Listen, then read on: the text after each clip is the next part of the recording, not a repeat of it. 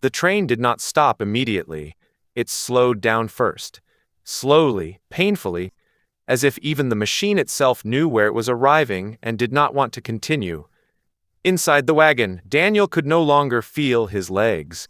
People were pressed against each other for so long that their bodies had become one mass of fear, sweat, and silence.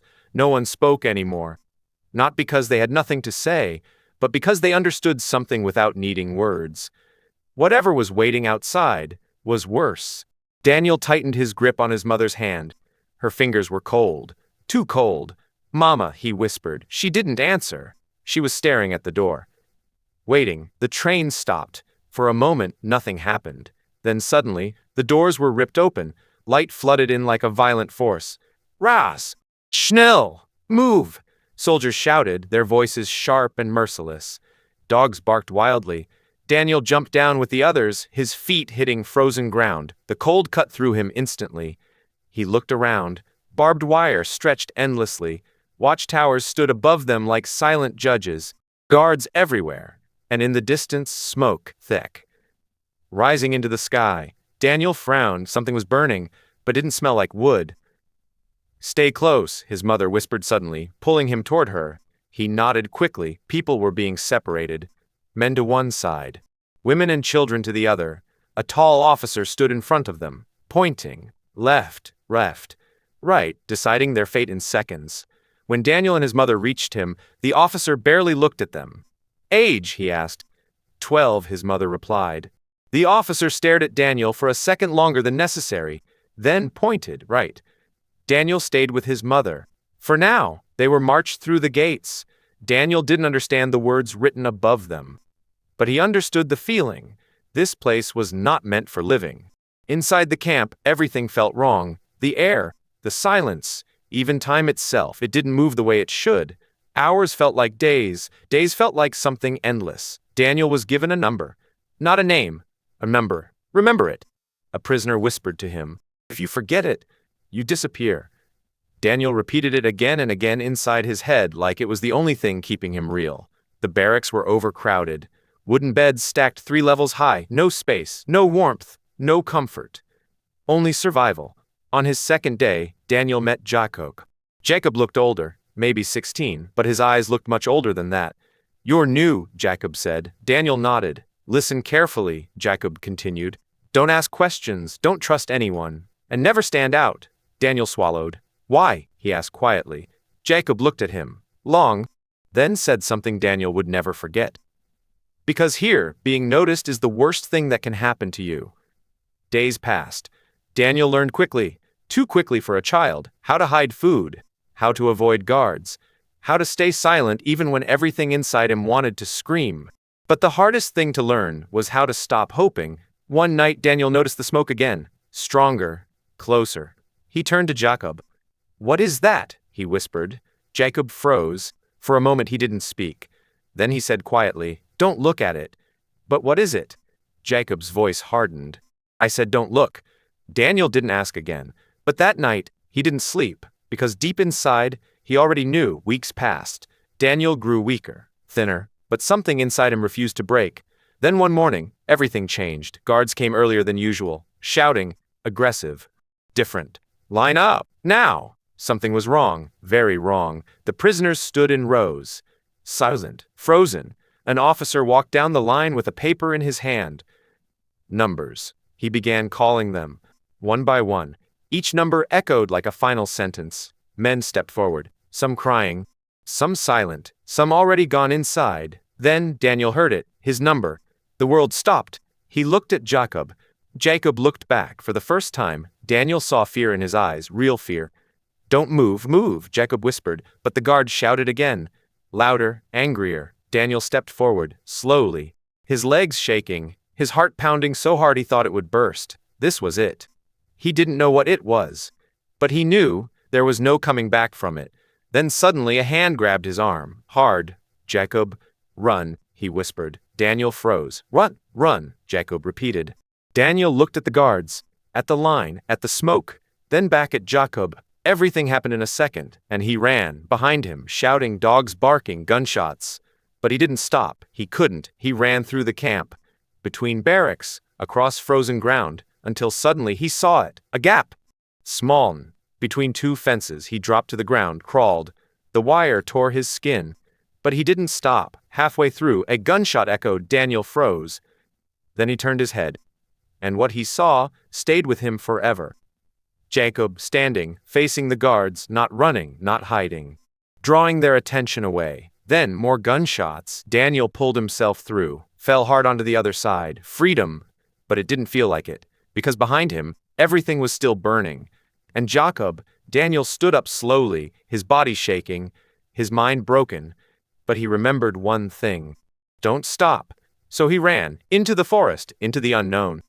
But this time, something was different, because for the first time since he arrived, Daniel wasn't running away from death. He was running toward something else, something he didn't understand yet, but would soon, very soon. Daniel didn't know how long he had been running. Time had stopped making sense. The forest stretched endlessly in front of him, dark trees closing in from every direction as if they were trying to swallow him whole. His lungs burned, his legs trembled, but he didn't stop. He couldn't stop. Because every time he slowed down, he heard it again in his head, Jacob's voice, run. So he ran. Branches scratched his face. Cold air cut through his thin clothes. The ground beneath him was uneven, covered in roots and frozen patches that made every step dangerous. Still, he kept going. Until finally, his body gave up. He stumbled forward and fell hard onto the ground. For a moment, he didn't move. He couldn't. He lay there, face pressed against the cold earth, breathing heavily, his chest rising and falling like it might break apart. Silence surrounded him. No shouting. No dogs. No gunshots. Just the forest and his own breathing. Daniel slowly lifted his head, looked around. Nothing. No one. He was alone. The realization hit him slowly. Heavy. He made it out. He actually made it out. But the feeling wasn't relief. It was something else. Something emptier. Because part of him was still back there. With Jacob, Daniel pushed himself up and sat against a tree. His hands were shaking. Not from the cold. From everything. He closed his eyes for a moment. And instantly, the images came back. The camp. The smoke. The list. Jacob. Daniel opened his eyes quickly. He couldn't stay still. Not here. Not like this. He forced himself to stand. His legs almost collapsed under him, but he steadied himself against the tree. Keep moving, he whispered. He didn't know where he was going. But staying in one place felt dangerous. So he walked, slowly at first, then a little faster, deeper into the forest. The light began to fade. The sky turned gray, then darker. Night was coming. Daniel's stomach twisted painfully. Hunger. He hadn't eaten properly in days, maybe longer. He couldn't remember. Everything before the camp felt like another life. Another person. As darkness fell, the forest changed. Shadows grew longer. Sounds became sharper.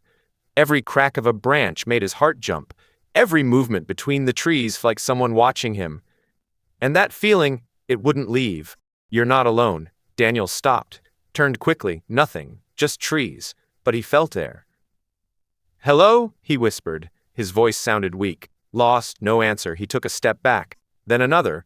A branch snapped behind him. Daniel turned instantly. A figure stood between the trees, still, silent, watching. Daniel's heart began to race. I don't want trouble, he said quickly. The figure didn't move, didn't speak, just watched. Then slowly, it stepped forward, into the dim light. Tall, rough-looking, a rifle in his hands. His face was hard, careful, suspicious.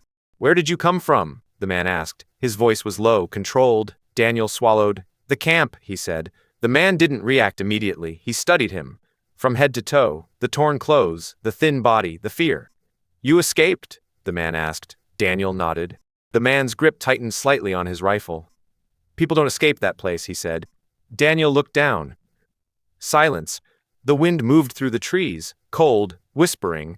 Who helped you? The man asked. Daniel hesitated, then said quietly, Jacob.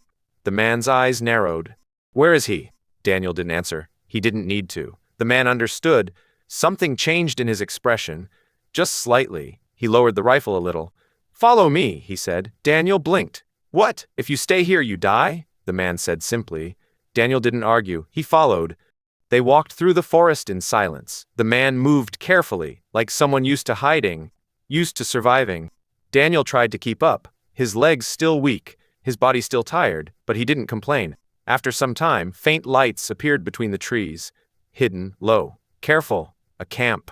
But not like the other one. No fences, no guards, no shouting, just people, moving quietly, watching everything. Who are they? Daniel whispered. The man didn't look back. People who refused to disappear. They entered the camp. All eyes turned toward Daniel, suspicious, tired, alert. A woman stepped forward. Who is this? She asked. From the camp, the man replied. Murmurs spread. The woman looked at Daniel, long, carefully. Bring him in. That night, Daniel sat near a small fire. For the first time in weeks, he held real food in his hands. Bread. Warm. His hands trembled as he ate, not because of hunger, because it felt unreal. Across from him, the man sat quietly, watching him. My name is Marek, he said finally. Daniel nodded. Daniel. Marek studied him. You shouldn't have survived, he said. Daniel looked into the fire. I didn't, he whispered. Marek didn't respond. Days passed. Daniel stayed with them. They moved often, never staying in one place too long. Always watching, always listening. Daniel learned quickly how to move without making noise, how to hide tracks, how to survive outside the camp. But at night, the memories came back. Standing there, not running, not leaving. Every time Daniel closed his eyes, he saw it again. And one question kept repeating in his mind. Why? One evening, Marek returned in a hurry, his face tense. Soldiers, he said. The camp went silent instantly. Close? The woman asked. Too close. Fear spread quickly. We move, Marek ordered. Everyone began packing. Fast. Quiet, quiet. Daniel stood frozen for a second. Then Marek grabbed his arm. Move, move. They left the camp. Into the forest again. But something felt wrong. Too quiet, too easy. Marek suddenly stopped, raised his hand. Everyone froze. Then, a sound. Metal. Clicking. From all directions. Daniel's heart stopped. They weren't being chased. They were surrounded. Figures emerged from the darkness. Soldiers. Guns raised. No escape. Marek whispered under his breath. It's a trap. One soldier stepped forward slowly, smiling. Well, he said, look what we found. Daniel felt the world closing in again. Not again. Not after everything. Then he saw him. Behind the soldiers, standing calmly, watching. A familiar face. Impossible. Daniel's breath caught. Jacob. Daniel couldn't move. He just stared, through the soldiers, past the rifles, past the shouting, at him. Jacob, standing there. Alive. His face looked the same. But something in his eyes wasn't. They were empty. Not scared, not angry. Just empty. Daniel took a small step forward without realizing it. Jacob, he whispered. The name barely left his mouth, but Jacob heard it. He tilted his head slightly. Then he smiled, not the smile Daniel remembered. This one was different. Chloe, unfamiliar. You shouldn't have run, Jacob said. Daniel felt something inside him collapse. What? His voice broke. The soldiers around them laughed quietly. One of them stepped forward. Your friend helped us, he said. Daniel shook his head immediately. No, that's not true. Jacob didn't react, didn't defend himself, didn't deny it. He just stood there, watching. I saved you, Daniel said, his voice trembling. I told you to run. Jacob looked at him for a long moment, then said calmly, I saved myself. Silence fell over everyone, heavy, sharp. Marek stepped slightly in front of Daniel, his body tense, his voice low. You led them here? He asked. Jacob didn't even look at him. You think hiding in the forest changes anything? Jacob said. You think you can win? Marek's jaw tightened. We survive, he replied. Jacob let out a quiet breath. That's not the same. Daniel felt lost. Nothing made sense. The boy who taught him how to survive, the boy who risked everything, now stood with the enemy. No, Daniel whispered. This isn't you. Jacob's eyes moved back to him. For a second, just a second, something flickered there. But it was gone quickly, replaced by that same empty calm. Get on your knees, one of the soldiers shouted. Rifles raised, no choice. Slowly, everyone obeyed. Daniel dropped to his knees, cold ground pressed against him. His hands shook. His eyes never left Jacob. Why? Daniel asked quietly. Jacob didn't answer. The officer stepped forward again, looking over them like they were already gone. Anyone who speaks, he said, might live. No one spoke.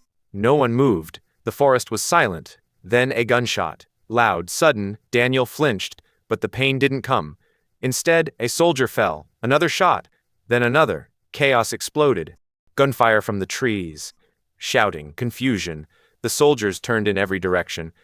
Ambush! Someone yelled. More fighters emerged from the forest. Real resistance, hidden, paired. Everything happened at once. Marek grabbed Daniel and pulled him down. Stay low, he shouted. Bullets cut through the air. Branches shattered. People screamed. Daniel's ears rang. His vision blurred. But through all of it, he saw Jacob, standing still, in the middle of the chaos. Not running, not fighting, just watching. A soldier grabbed him, pulled him back, shouting something. Jacob resisted. For a brief moment, his eyes met Daniel's. And this time, there was something there. Not emptiness, not coldness. Something else. Something real. Regret. An explosion. The ground shook violently. Daniel was sideways. His head hit something hard.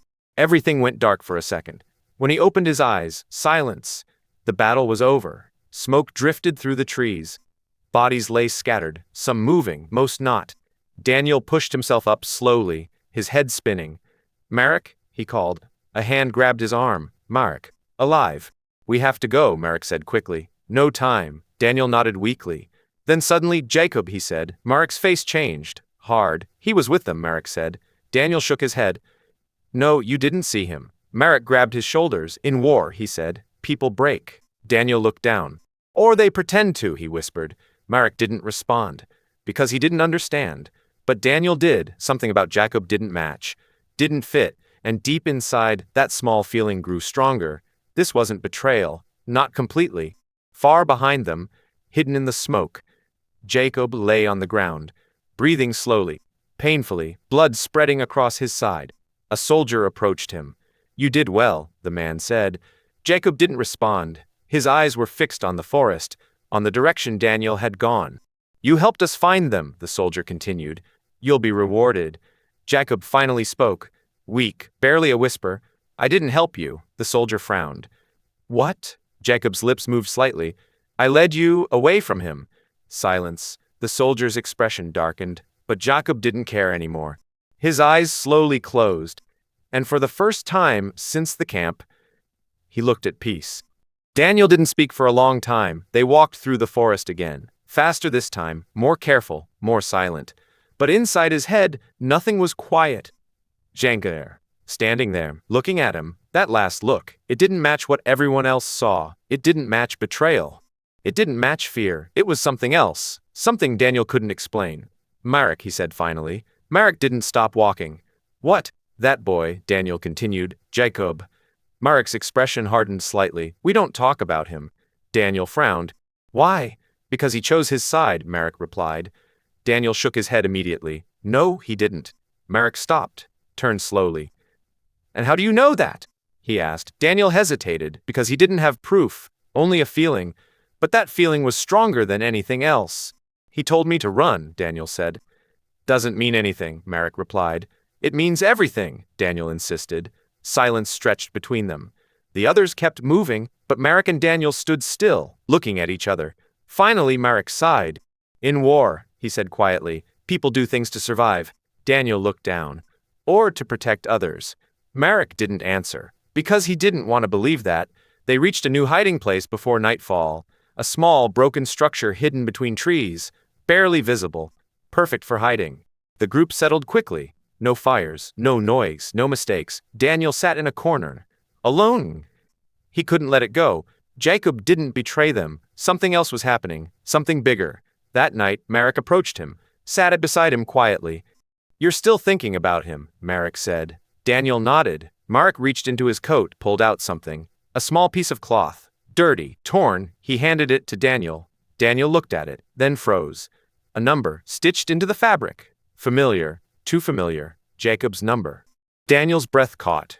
Where did you get this? He asked. From the battlefield, Marek said. Daniel held it tightly. He was there, he whispered. Marek watched him carefully. There's something else, Marek said. Daniel looked up. What? Marek hesitated, then spoke. I saw him before the ambush. Daniel's heart started racing. What do you mean? Marek leaned closer. I saw him with the soldiers. Daniel shook his head.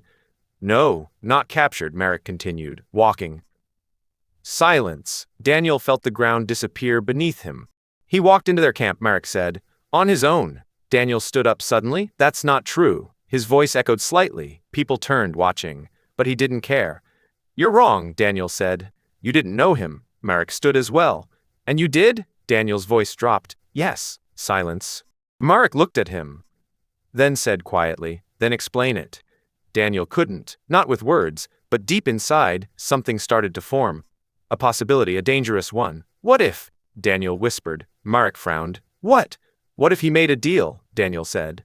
Marek's expression changed. A deal? Daniel nodded slowly. One life for another. Silence fell again. Real. Marek looked away. Thinking, that idea? It made sense, too much sense. Daniel looked at the cloth again, holding it tightly. He stayed, Daniel said. Marek didn't answer, because now he wasn't sure anymore. The next days changed everything. The group moved more carefully, more tension, more fear, but also something else. Planning, real planning. Not just surviving anymore. Fighting, Daniel noticed it, weapons being checked, routes being discussed, names whispered, places mentioned. Then one word repeated again and again. Camp.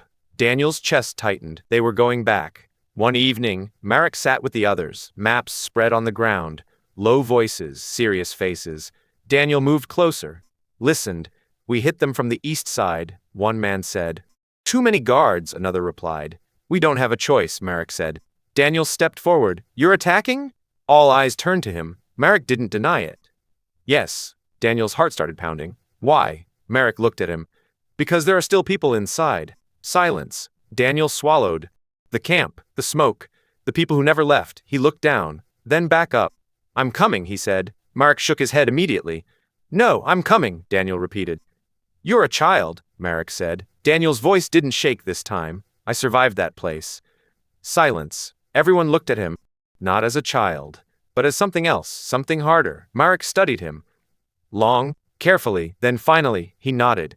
That night Daniel stood at the edge of the forest, looking toward the distance. He couldn't see the camp, but he knew it was there, waiting. The same place that tried to destroy him. The same place that took Jacob. Daniel clenched his fists.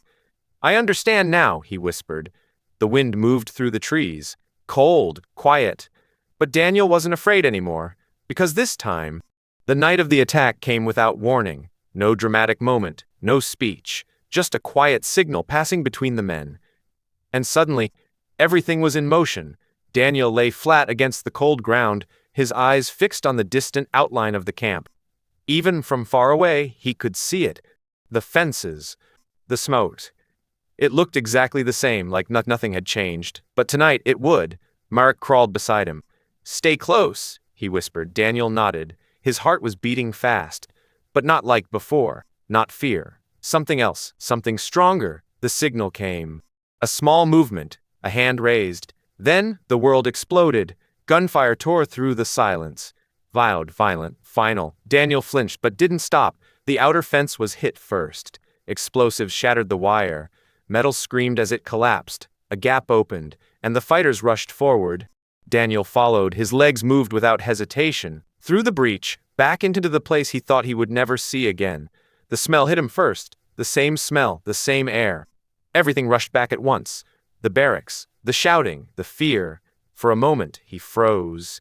Then, a scream snapped him back. A prisoner, on the ground. Weak, barely moving. Daniel ran to him. It's okay, he said quickly. You're getting out.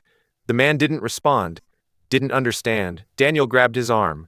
Run, he said. And slowly the man did. Around him, doors were being broken open. Locks smashed, chains cut. People freed. Some cried. Some didn't react at all. Too broken, too far gone. But they moved because something had changed. Hope had entered the camp. Daniel ran between the barracks, looking, searching, not just for survivors. For him, Janko. Daniel. Marek's voice echoed behind him. Stay focused.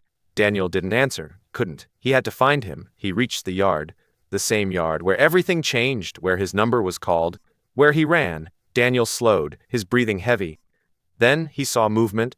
Near one of the buildings, a figure, leaning against the wall. Daniel's heart stopped. Jacob! The figure turned slowly, and there he was. Alive. But barely. Blood stained his clothes, his face pale, his body weak. But his eyes, they were real again. Daniel ran to him, dropped beside him. "You're alive," he said. Jacob smiled faintly. "Took you long enough." Daniel laughed through his breath. "I thought you—" "Not yet," Jacob said quietly. Gunfire echoed around them. "Closer now." "We have to go," Daniel said quickly. "Now." Jacob shook his head slightly. "I can't." Daniel's chest tightened. "Yes, you can. I'll help you." Jacob grabbed his arm, weak but firm. "Listen," he said. Daniel froze. "I made them believe I was one of them," Jacob continued. Daniel's eyes widened. "What?" "I let them think I broke," Jacob said. "That I chose them." Daniel shook his head. "You didn't," Jacob smiled. "No." Silence. The truth hit Daniel all at once. "You stayed," he whispered. Jacob nodded slightly. "To learn," he said. "To watch. For this." Another explosion shook the ground. Time was running out. "Come on," Daniel said again. "We're leaving together." Jacob looked at him, long, carefully, then shook his head. "There's something else." Daniel's stomach tightened. "What?" Jacob turned his eyes toward a building nearby. "The records," he said. "Names, lists, everything." Daniel followed his gaze. "If they're gone," Jacob continued, "it's like none of this ever happened." Silence. Daniel understood. This wasn't just survival, this was proof. "What do we do?" Daniel asked. Jacob looked at him. "We finish this." They moved, careful, toward the building. Inside, darkness, but not empty. Shelves, papers, files everywhere. Daniel grabbed as much as he could, stuffed them into a bag. His hands moved fast. Outside, the battle was ending, but time was running out. "Daniel," Jacob said. His voice weaker now. Daniel turned. Jacob was slipping. "No, stay with me," Daniel said quickly. Jacob smiled. "You ran," he said. Daniel's voice broke. "Because you told me to." Jacob's eyes softened. "Good." Daniel shook his head. "I didn't understand before." Jacob closed his eyes for a moment, then opened them again. "You do now." Silence. Heavy, final. "Will you tell them?" Jacob asked. Daniel nodded immediately. Jacob smiled faintly. "Then it was worth it."